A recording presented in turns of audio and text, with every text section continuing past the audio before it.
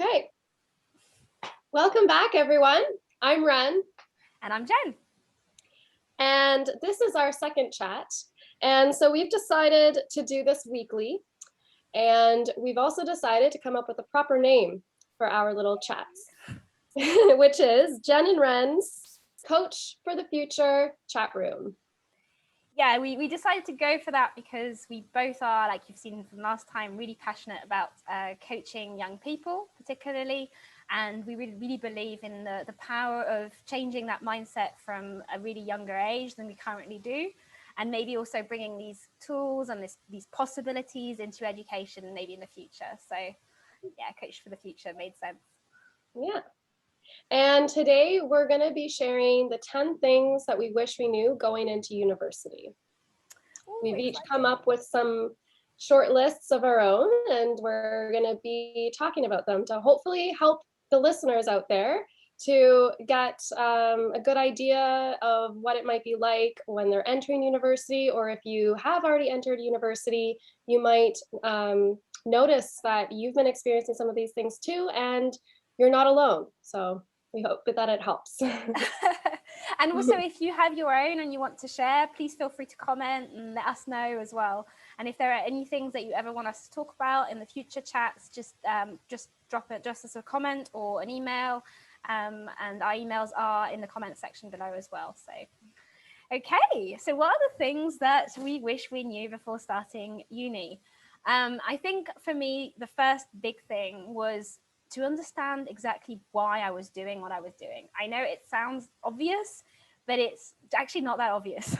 We constantly think about what we want to do next. And that's kind of what we started talking about last time in our last chat. And I think we never stop and actually wonder, why are we doing what we're doing? And is it really something that I really want to be doing? And if so, why do I want to do it? What's this force that's pushing me to do this? Is it coming from a good place? Is it coming from a bad place? Is it coming from somebody else rather than me?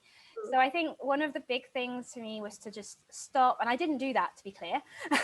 I thought I knew, but that's something I wish I had done, was to take some time to really focus about what I really loved, why I loved it, why I was focused on doing this type of thing. So I did law, for example, which was very specific, very committing in terms of like time and money, a lot of hard work. So it would have been nice maybe if I had stopped and thought about it before I got on this big conveyor belt that is the law degree and then the law career. I don't regret it, to be clear, but I did end up doing something completely different. So yeah, my big tip would be stop, have a think about the reasons why you're doing what you're doing. What matters to you in life? What do you see yourself doing day in and day out with fun, with a smile on your face? Something that you want to learn about without even, without forcing yourself to. Something you just love to read about, love to know about, love to become better at. And see if what your major, what you call it in Canada, but if your degree is actually in line with that. Yeah. So really like taking a moment to sit down and kind of hash out, okay, why am I doing this? And not falling back to the prescribed answer of, oh, it's to get an education, it's because whatever everyone else is doing. But to really ask yourself, like, because it's okay to come up with a different answer, or to have parts of yourself that are unsure about it. So do some self-reflection, some journaling, or talk to people with different experiences, that they went to university, they didn't go to university, and see what sits well within yourself. And don't listen to your parents necessarily. You're an adult now, technically. So. I was going to say, that's what I mentioned when I said, who am I doing this for? You're doing this for you. Yeah. So if you're doing it for you, then you need to know why you're doing it. And to be sure that you're doing it for you. Because the answer to the why might be, because my parents told me so, or because I'm scared I won't get a stable job, or because I'm scared often and I'm scared of the future. And so therefore I'm going to do this kind of obvious, easy degree, or difficult, but at least easy in the sense that it's the obvious, easy route to a career that seems stable. without actually having an idea whether it's actually something that works for you. And that's, at the end of the day, the only thing that matters. So yeah, I think it's never wasted time to take that time. Yeah. And this kind of leads in to the next one. So let's say that you have chosen your degree or your major, and then you realize going into university that maybe you made a mistake in choosing it. Then that's okay, because you're allowed to change your major. And this was something that I didn't really understand when I was in high school applying to universities. When you go through the application process, you have to indicate which program you want to be a part of. And, there's all these terms like faculties, programs, departments, majors, minors, and it can be very overwhelming. Like, a lot of my friends had older siblings who kind of explained all of this to them, but I'm an only child, and I didn't really have many people in my family either to really ask to clarify these terms and to understand what the difference was between everything and what I was actually applying into as a program or a major. So I just kind of like went in blindly. But the great thing is that you can change it once you're registered, once you've even started attending courses. Even if you're halfway through the semester, you can go to an academic advisor and you can change anything you need to, so that you're actually on the right track. If you realize that, oh, I should have taken a different minor to complement my major, or I want to switch my program from a B of A to a B of SC, because some programs have the option of doing arts or science. It doesn't have to be one or the other. So yeah, just, get your foot into the door first, and then you can figure out the details once you're there on campus physically and able to talk to an advisor.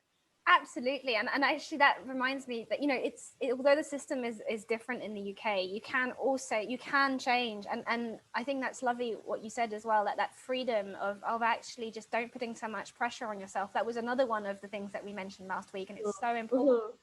It's fine that you don't know everything. No one knows. That's why I have a lot of my clients who end up doing career changes after 15 years in an industry. There's no shame in that. That's a great thing. We're not the same person we were 10 years ago necessarily either. So it's absolutely fine to change and actually listen to yourself and just go ahead with it. The scariest thing is just deciding you want to change, but actually the change itself isn't. Yeah. It's often just you deciding that that's what you want to do, the hurdle to get over.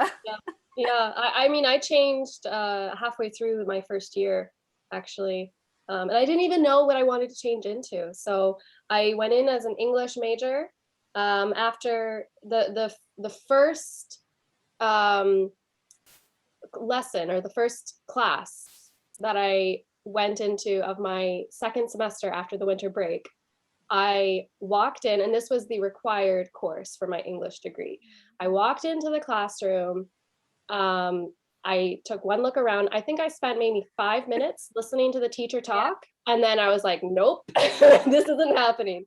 I packed up my stuff. I left the room. I booked an appointment with an advisor, and I said, yeah, I have no idea what I want to take, but I know I definitely don't want to waste my time with this English major anymore. Not that English majors are a waste. I'm not saying that, but just for me, it just wasn't fitting well anymore with what I wanted as an experience. So I actually switched into general studies, and I took an extra course. So I was taking 6 courses for my second semester, so that I could really get a wide array of everything. I took like sciences and fine arts, and I even took like a dance class, and like just like all over the place. And then my second year going in, I gave myself that time. I said, I'll just have fun. I'll take the summer to think about it. And then as I return in the fall, I will settle on a major. And then that's what I did. And I was very, very happy with the major that I ended up sticking with. So that's really amazing. And I mean, the system in the UK is a little bit more complicated in the sense that I think you have to actually specialize a little bit more than that. And we don't have quite majors and minors in the same way. But it's still, the principle is still the same. You absolutely can go and ask for help, talk to the people. And yeah, don't worry. I mean, like I said, the hardest thing is deciding that you want to change. If you feel that it's wrong for you, then talk about it and see what you Yeah. can do about it, because the actual change is often much easier than we think. Yeah. Yeah. You're not locked in. Exactly. And that kind of leads me to the other point. So the third point that we're going to make about what we'd like to know before going into uni. And that was about just enjoying the experience, that actually just use it as a life experience. You know, we kind of separate our careers from life. We think, oh, this, you know, there's a big cake and half of it's the career and the other half is life. And actually, you know, career is just part of life in the same way as uni is a part of life. So it's about, you know, being you in all of those areas of your life and figuring out who that you is. And university is the same thing. It's an environment where you get to figure out who you are in that environment, who you want to be, and what excites you. So it's a time to experiment and also just enjoy the process of learning something, having, you know, the freedom to, that's why it's important to choose something you love. And if you don't like it, change it, because the whole point is that you kind of enjoy learning. So whatever it is, try and enjoy the actual learning process. And you know, I know there's the next exam, but I kind of focused a lot on just the next exam. And I feel like some of the beauty of just being able to spend some of my time learning something I like, that would have been enough. And I think the reason why I did that was potentially because law wasn't actually something I really liked. It was more something I felt I had to do, and it had to be difficult. And so I wasn't actually passionate about it. So I guess it's about really finding that thing that makes you want to learn and then enjoy it. Yeah. The I think so what you said about, you know, it's not just about the next exam and the next exam. And something, what one person told me this when I was a student, and it really helped me see my experience as a student in university as what you're describing about, like, enjoying it. And they said to me, being a student right now is your job. So it's not about getting the job. It's not, you're not going to school to get a job. Your job is being a student. So enjoy the studies, focus on your studies, work hard, but don't think of it in terms of this is just like a hurdle that I have to get past to get to the other side, where my true adult life begins. Like, no, like, you're living it now. this is just another part of your life, you know, and it can be really, really fun. And we're so lucky to have, I mean, I think in Western culture, we're so lucky to have this possibility, you know, to actually study and do these things that we want to do. And it's good to sort of take it up and actually, like, enjoy it and really see it as an opportunity. And I think I didn't always appreciate that enough. I kind of saw it, yes, like you said, as something that in order to, rather than something to actually in itself. And I think that's a really important thing. Yeah. And and in terms of, you know, enjoying it, that also means trying new things, which kind of goes into the next one that I wanted to share was, you know, like, when you leave high school, and, you know, even if you're staying in the same city or the same town to go to university, and there's a lot of your high school cohorts that also go there, but you're still going to be meeting people from other provinces or other countries, and you're going to start interacting with new things and new people that you never thought you would. And just be open-minded to it. Like, you will, I mean, and it's a little bit sad, this is a little bit of a sad one, but it's important, I think, to be open-minded to it, that you will lose contact with friends, people that you thought you would never lose contact with, but that's okay, because you're going to create friendships with people you never imagined you would meet or become friends with in the first place. But it's all part of your growth and development as you leave childhood or you leave your teens and you enter into your adult life. And it can be very rewarding when you allow yourself to remain open to new things, new activities, new people, and you're not trying to retain the same teenage identity or ego that you had from your youth. So yeah, be open-minded and really embrace change, and new people. Yeah, let yourself grow, I guess. It's what we're saying, it's an opportunity, isn't it? So it's an opportunity to just let yourself see who you are, see who you were, and you might be the same person you were in high school, you might not.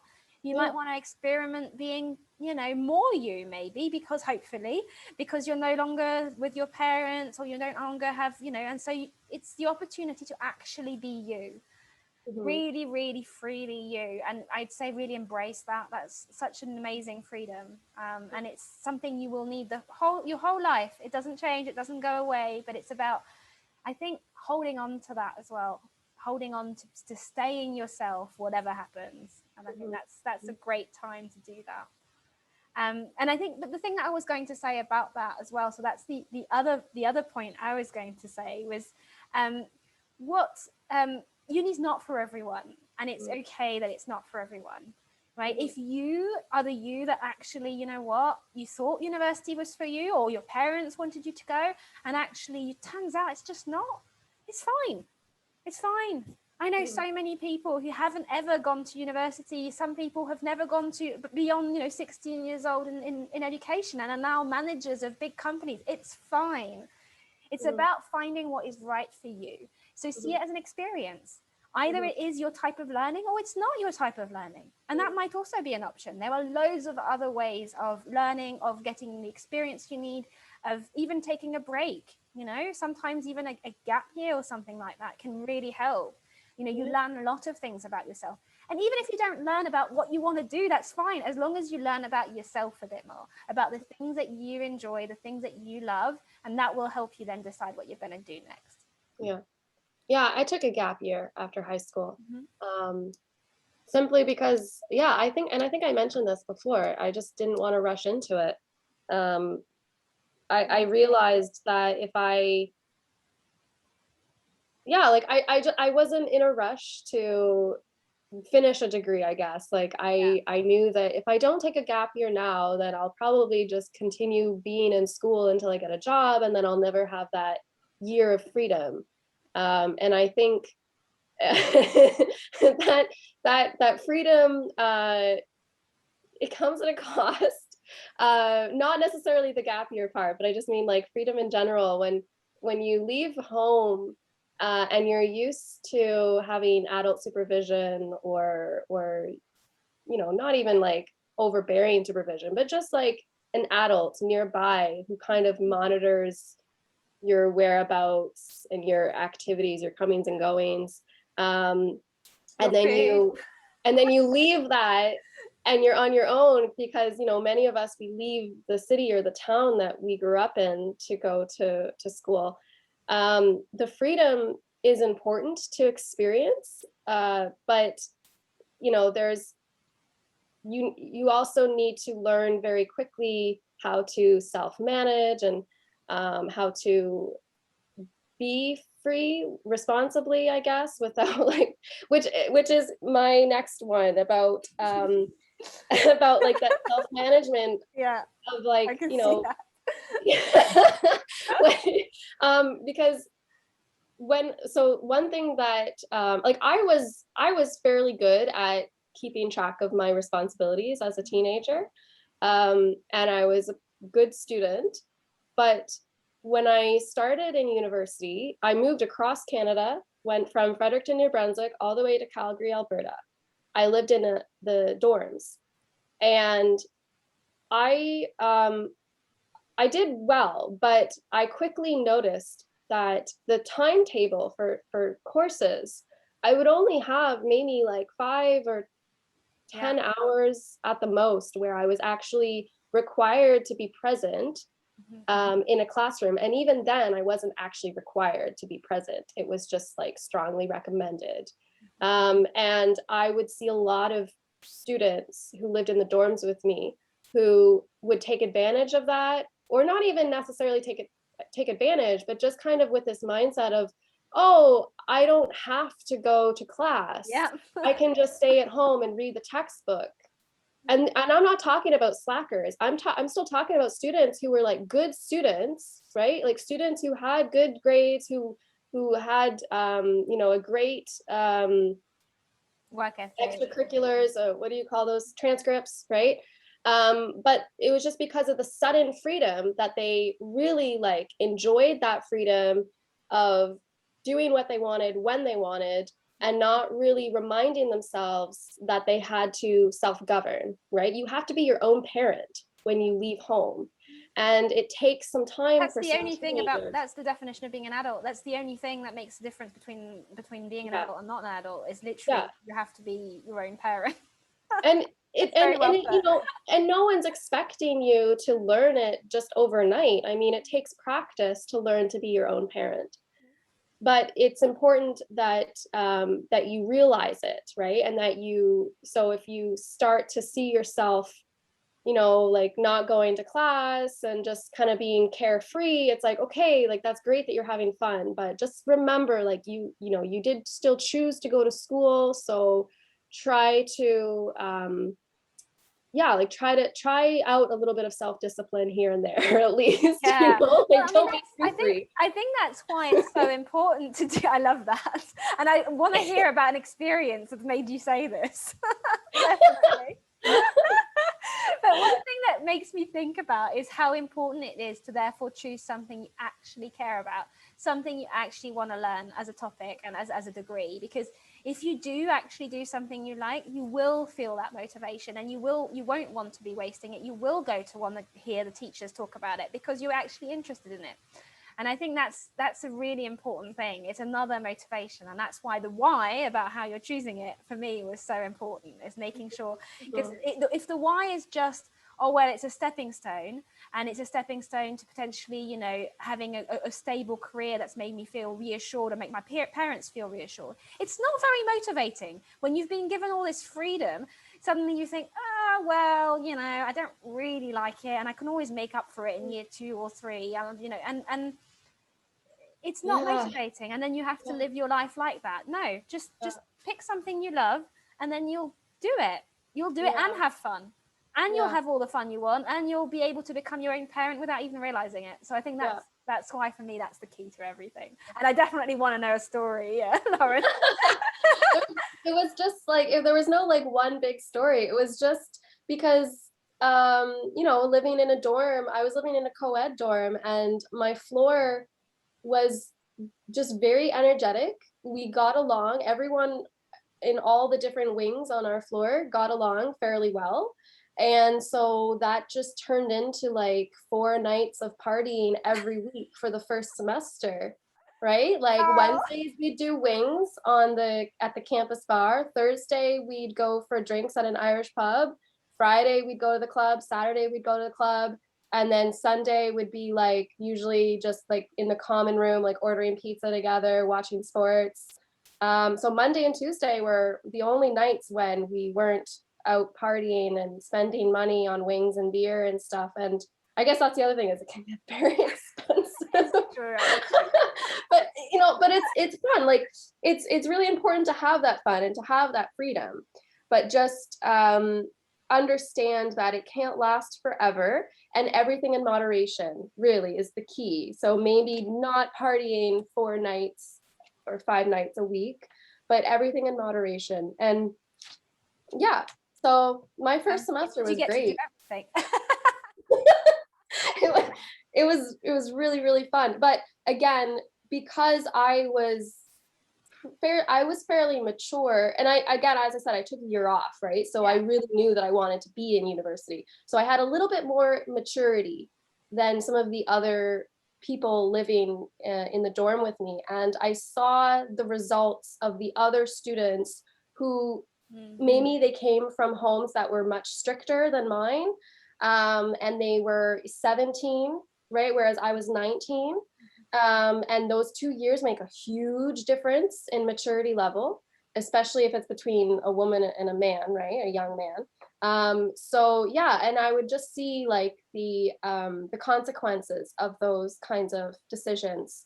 Um, I mean, yeah, like some can pull themselves together and make it through the year. Others realize, okay, yeah, university isn't like, I'm not ready for university, or maybe I'll go to community college instead. And that's fine. Okay. There's no judgment for switching.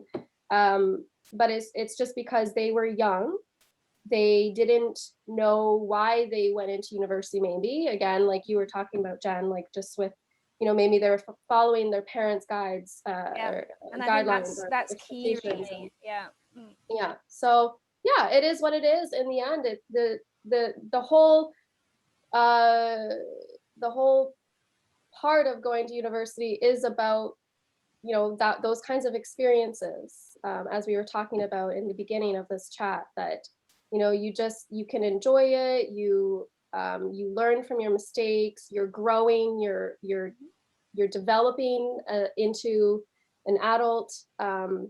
So it's all part of it, I guess. Yeah, I mean it's the learning bit. I think for me what I'm, I really think I wish I had realized is how much I could have actually enjoyed what I was studying more.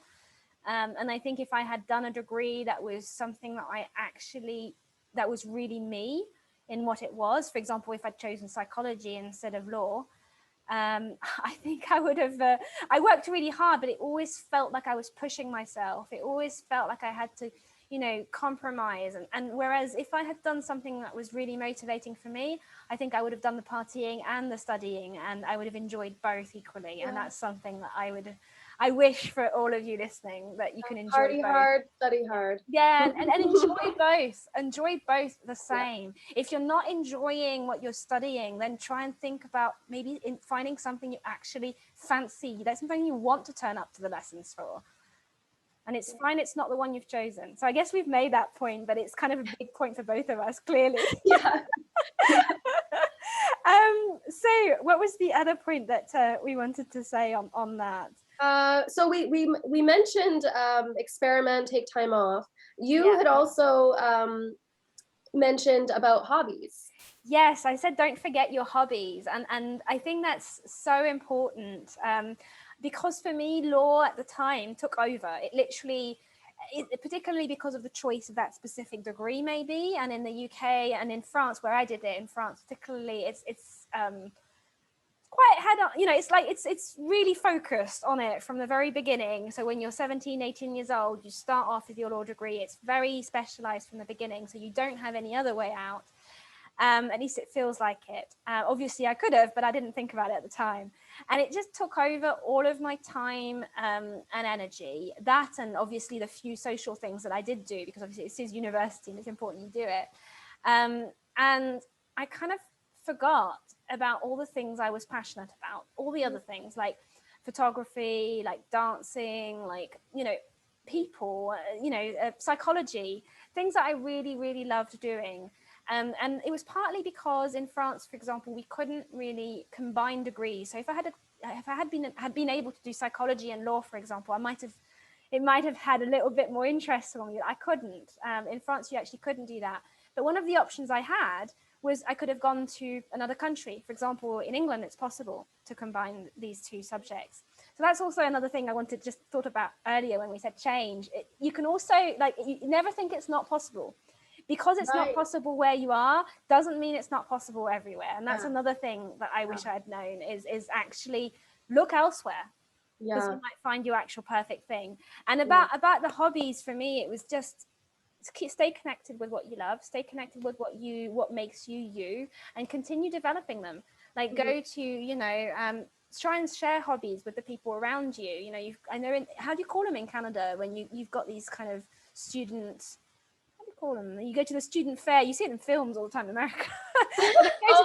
Fairs and yeah, and then but then you have these sort of hobbies that they all kind of are part of this group, and they like clubs, like clubs, extracurricular clubs and stuff like that. That's maybe my French side that didn't even have the word, because in France we don't have that. For example, we don't have these clubs, and I think in countries where you don't, really you need to remember how important that is, because doing the things you love, doing things that make you happy will actually put you in a better mood to be working, will put you in a more positive mindset, and will actually give you more options when it comes to it. And you'll see suddenly there'll be a contrast between, gosh, I love when I'm taking photos, I'm in this kind of mind state, I really can see it, I love the creativity in me.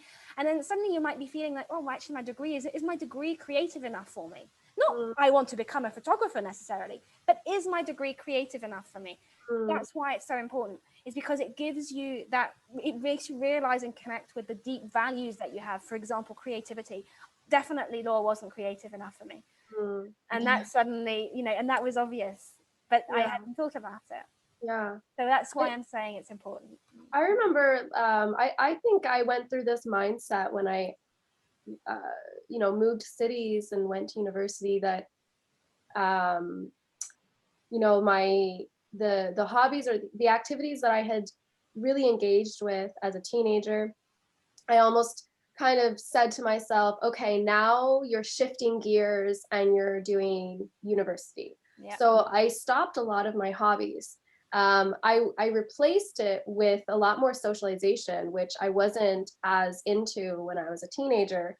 But in the end, the hobbies had to come back into my life, because like you said, like it was really important that I included those passions into my daily, weekly kind of routine.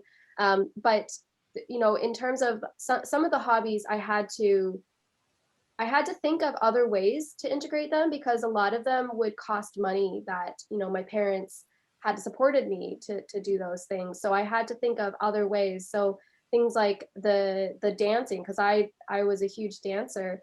So I would take the dance classes as part of my degree instead, because I knew that it would be too expensive to take the classes from a local dance school. So you Other included things, it in what you were studying. That's amazing. yeah. Other things like, I don't know, like I was really into painting and drawing. I think I did a lot less of that during my first degree. But yeah, I mean, like, just like trying to think of cheaper ways of doing it, so that you can still have it in your life. Whether that's like you share supplies with another person, or you join an art club instead, so that like you're not having to you know buy yourself all of this equipment, plus you're traveling with that equipment across Canada or across your home country or whatever, like, so yeah, look for other ways of keeping those hobbies close to you. Yeah, I love that idea. I mean, that's kind of, I did do a little bit of that. It makes me think, when I was kind of at university at lunchtime, sometimes I'd go and take some photos, and it's quite hard to remember to do those things. Yeah. And one question that came to me when you were asking is, how did that actually impact you? Like, continuing your hobbies, how did that impact you, like during your studies and today? Yeah.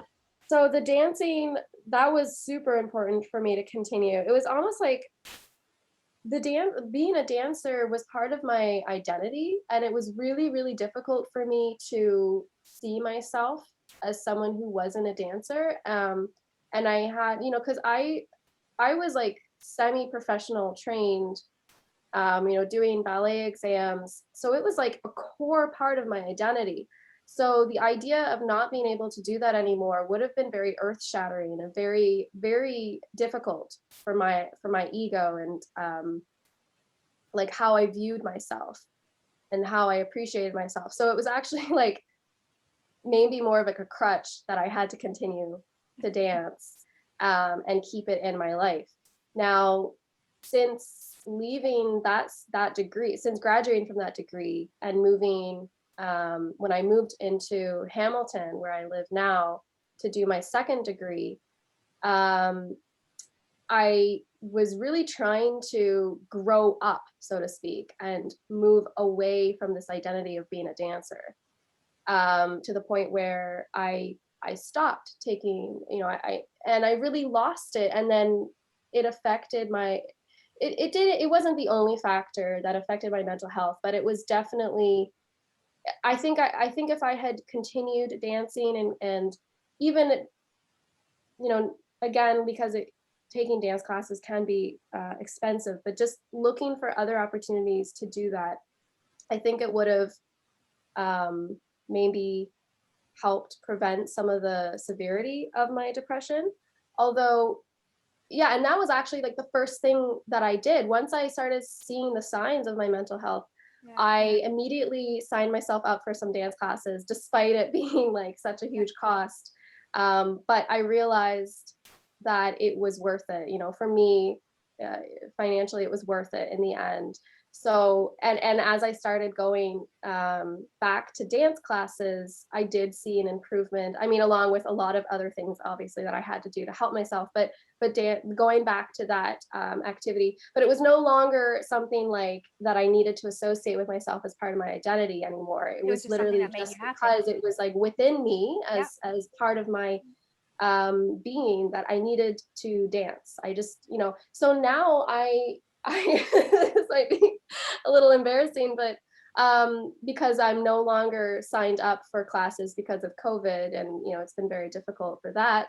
So I will just dance by myself in my kitchen, in my living room, in my bedroom, literally anywhere I have space. I will make the time to have that moment with myself, you know, block out an hour every now and just dance. You know, like But it it's might so sound a little obvious like how much pleasure it gives you, you know, when you talk about it. It's really obvious. yeah, yeah. So I mean, I've got Yeah. I've got a similar story as well with dancing actually, and it does have a huge impact on your mental health. Doing something you love. Hobbies are not just hobbies; they're not just things you do on the side to fill in your time and because they're healthy things to do. No, they're things that sometimes we really need because they're part of us, you know. And if we love something and it brings us joy to do it, then it's not something unimportant. It's Mhm. something actually very important.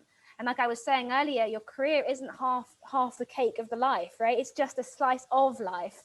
And the idea is you need the rest, and it's not any less important.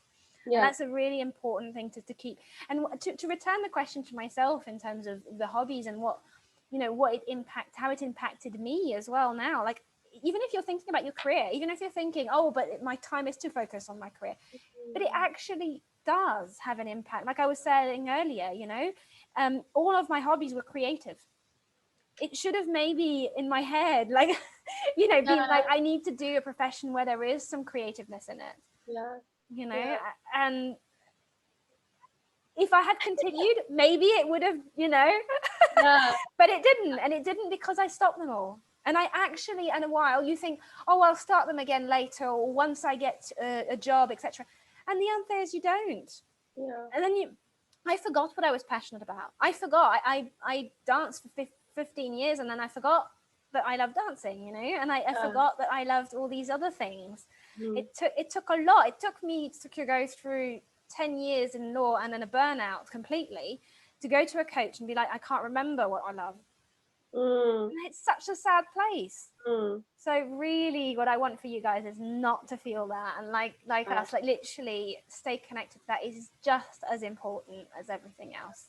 Yeah. Yeah. Yeah. Oh, so there you go. So what if we had to summarize, are we got to the 10th, or do you have one? Yeah, I think there was one more, but I think we kind of mentioned it more or less in the lines of freedom and self-management.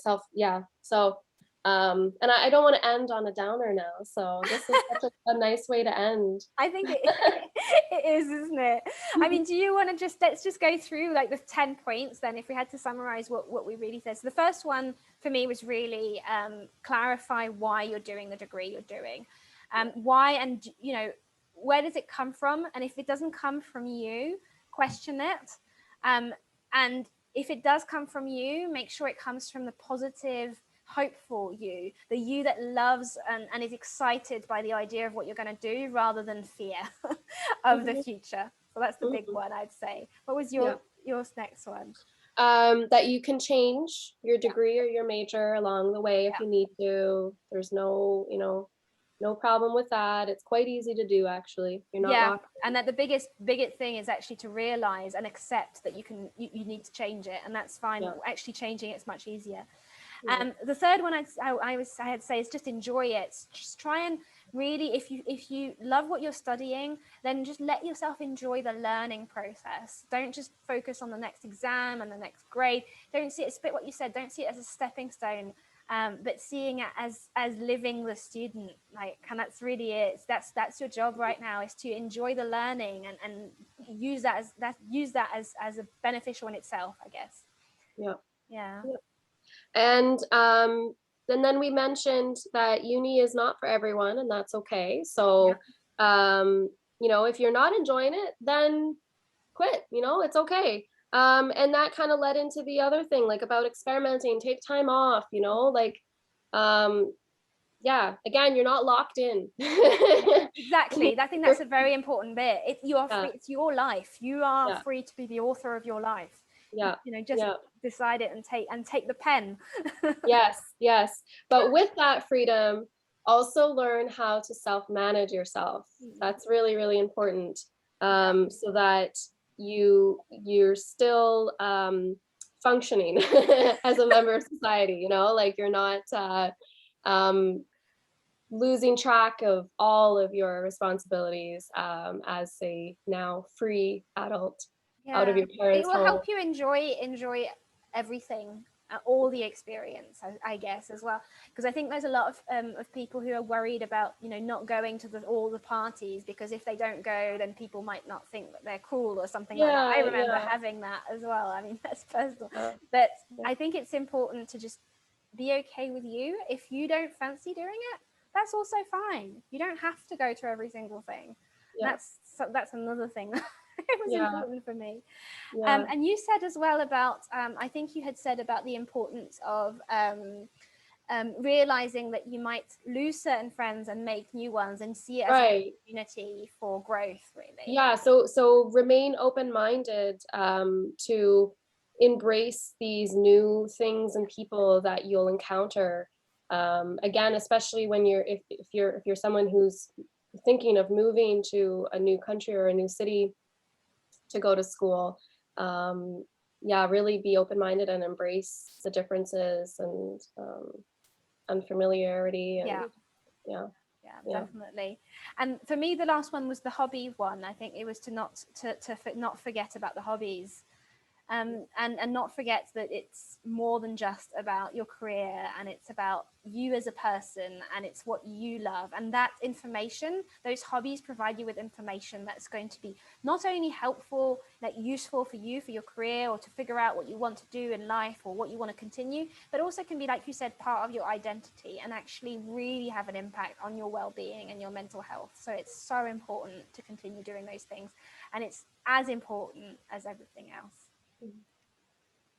I'm not sure we got to 10 there, did we? Oh, I think there were two others that I had. Maybe Yeah. what we can do is edit and then like slide it in somewhere because it's more along with like grades and like Okay. dealing with professors and stuff. Yeah. And I really want to end on the hobbies. So maybe Okay. we can cut it and like Yeah. put it slip it in.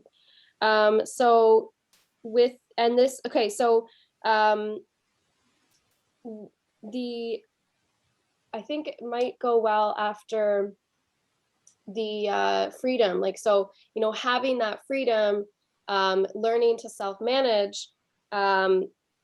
Another part of that is being in the being prepared for how your professors will handle the courses compared to the teachers who handled courses. It's very different. So when you're in high school or secondary school, um, teachers will handhold you and you don't even really realize how much you're being handholded until you enter university because um, the professors, they won't follow up with you. I think, as I mentioned earlier about, it's not required for you to attend every class or every lecture, and they will not follow up on you. And even if you have a valid excuse for not being able to show up or for missing an exam or for missing the deadline of an essay, like, and I mean like valid, like let's say you're in the ER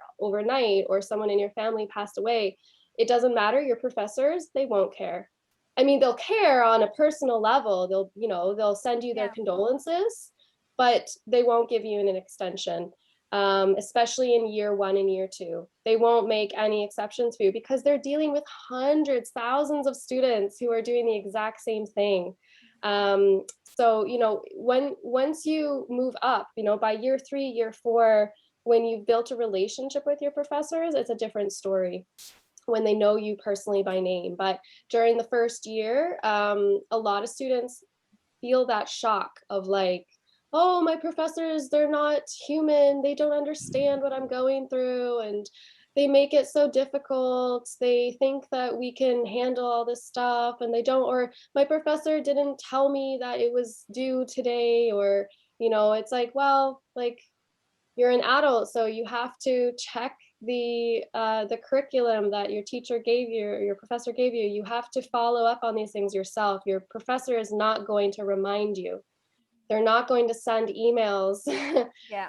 with extra resources or anything. Like, it's just, here the lecture at this time, here's the chapter of the textbook you have to read and show up for the exam, and that's it. So yeah, so that's part of the self-management of, you know, taking responsibility for being your own parent and following up on your responsibilities for yourself. I think Yeah. that's actually quite an important point, isn't it? And because it's about also it's what we were saying, what you were saying earlier about the shock between what you're used to in university in high school and what you get in university, basically, isn't it? Yeah. And Yeah. that's And you don't realize it. In high yeah. school, you don't realize how easy it is. Um, because yeah, like, and I'm not really sure why teachers are so good at that, like following up with students. And I guess because they're teachers, they care and they want to encourage all their students and help them achieve and succeed and everything. But by the time you get to university, there's unfortunately no time for your professors to be there in that capacity. I think So it's also because it's an entirely they're not supposed to have the time. Like it's an entirely different thing. It's when you're no longer in school. You have now chosen, so you're not forced to be there anymore. You have yeah, chosen to be there, and so it's about taking ownership about what you've decided to do and ownership of your life. And I think yeah, that's a great and difficult thing. yeah, It's an amazing thing. It's the yeah, best thing one can do in life is to take ownership for our life and choose what we want to do and have the freedom to do something we want to do. But it also comes with the fact that we've got to do it yeah, and somebody else isn't going to do yeah, it for us, I guess. yeah, You know. yeah. And alongside that, another one that I wish I had been prepared for, because I kind of like had to learn it on the fly. And I think I saw others that were living with me in the dorm, you know, because we would see each other Yeah. very regularly. Um, and I would see them suffer with this realization that even no matter how good you were as a student and how awesome your grades were as a student in secondary school, be prepared for your average to drop. And it's okay. It doesn't mean that you're failing. It doesn't mean that you're not trying hard enough. It's just part of the system. It's the whole stepping stone into university, the competitiveness with all the other students, the expectations that your professors have, and it's also their job to mark you a lot tougher so that you really get into this mindset of, okay, this is what it takes, so that there you don't coast through university. Like, you have to work a little bit harder, and so you'll see that your grades will drop in the first year, but then that gives you the wherewithal to understand what you need to do for your second year, and then your grades will start going up again, as long as you are still committed. That's funny because that's what happened to me, and I'm in France. Like it's a very, but it was.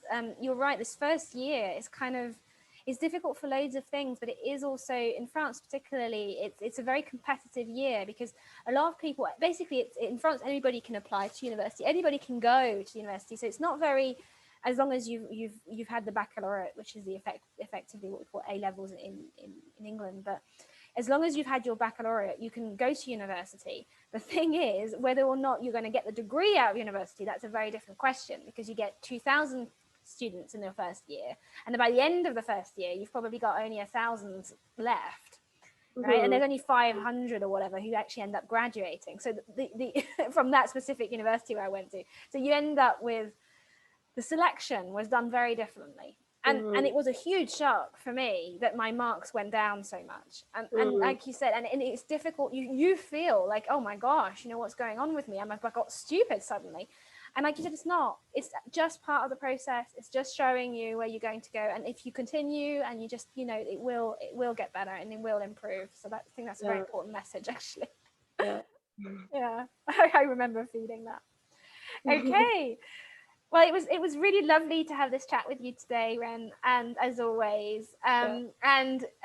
thank you guys for listening. Hopefully that was helpful and insightful for you. If there's if you agree with anything that we said or disagree or have any other examples, particularly of party examples, I'd love to hear from them down in the comments because this sounds amazing. I Because in hope I'm France not we being a didn't bad have as much of that. influence. I love these ideas and these stories, and we're going to do another one on the 10 things that we would like to know before starting our career. And it's going to be a similar setup, similar scenario. Again, if you got comments or you want to share, just let us know, and we'll add them. So thank you for joining us today, and don't forget to subscribe if you're on our YouTube channels, and that you'll just get a little notification next time there's another video that comes out. And see you soon. Bye, everyone. Bye, everyone.